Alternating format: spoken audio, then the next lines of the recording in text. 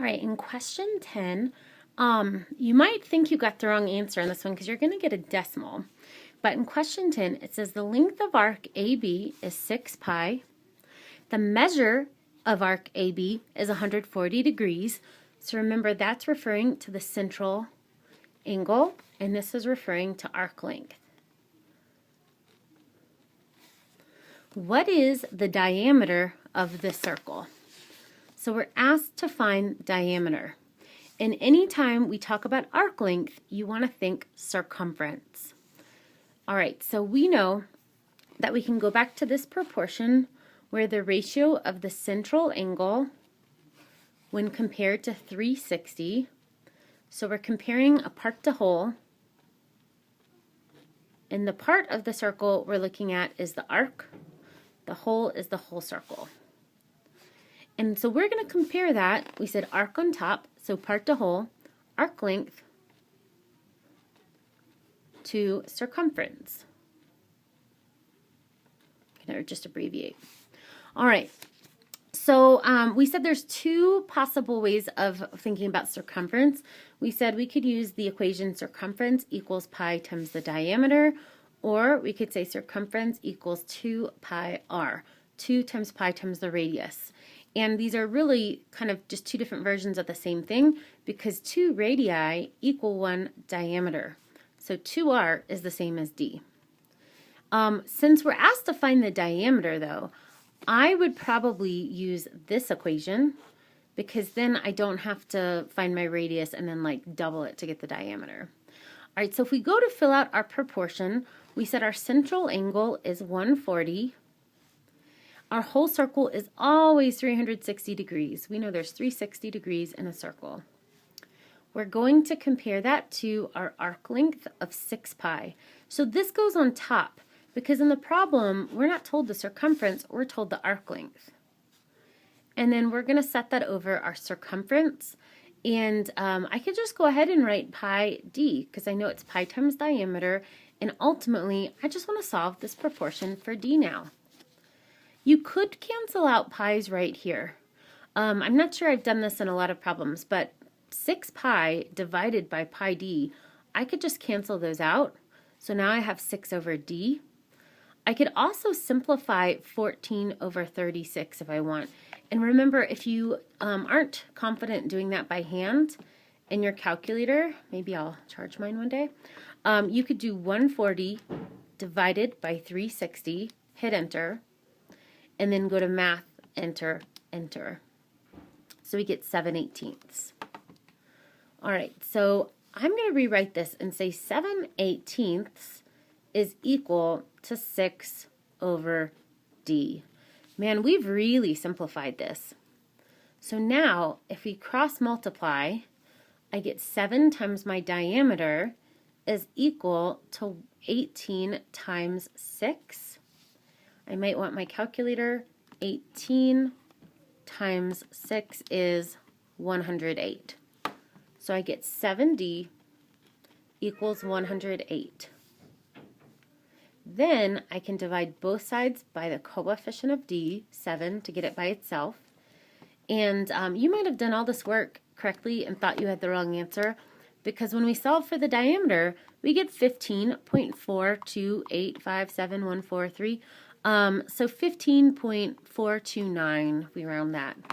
So we'll say our diameter is, approximately, I should probably use the approximately equal to 15.429. And we were not given units. They just gave us the arc length as 6 pi. They didn't give us like inches or centimeters. So we don't really know our units. We just know they're linear. So that is our diameter. All right, I'm going to go into problem 11, which is kind of similar. But in 11, we're finding the central angle. So in 11, we're given a sector area. We're given the area of the circle. We're asked to find the central angle. This all goes back to the proportion we've been using, making our part to whole comparison. So when we talk about part of the circle, we're now talking about the sector. When we compare that to the whole circle, that is the area of the whole circle. I guess I should just write whole circle. So the central angle is now what we don't know. So our central angle compared to 360 degrees is equal to the area of the sector.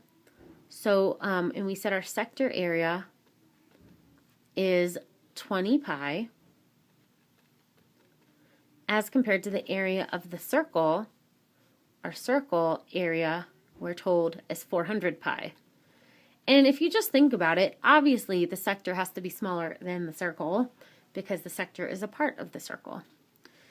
So when we solve for the central angle, I'm just going to call it x. I'm not going to put a pi here. I know we've gotten in the habit of doing that, but we don't measure degrees with pi. So this is just how many degrees out of 360 is equal to the ratio of 20 pi to 400 pi. So you could cross multiply this as is, or you could simplify this part of the ratio, this part of the proportion, I should say. I'm going to simplify it. The first thing I'm going to do is divide pi from both the top and the bottom. So pi divided by pi is just 1.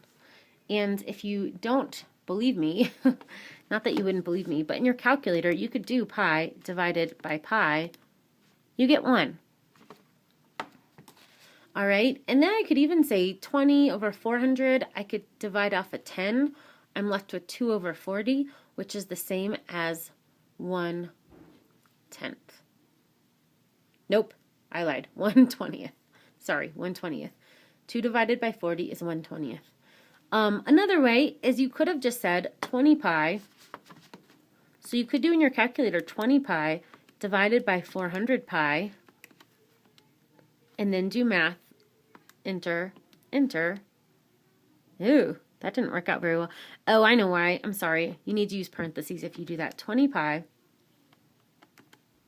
divided by 400 pi. Yeah, where's my pi symbol?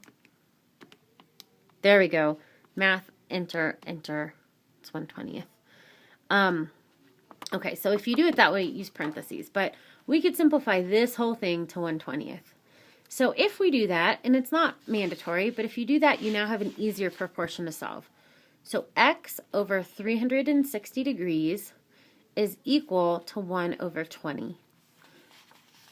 All right, so now if we cross multiply, we get 20x equals 360 times 1, so just 360. Divide both sides by 20. X is equal to 18.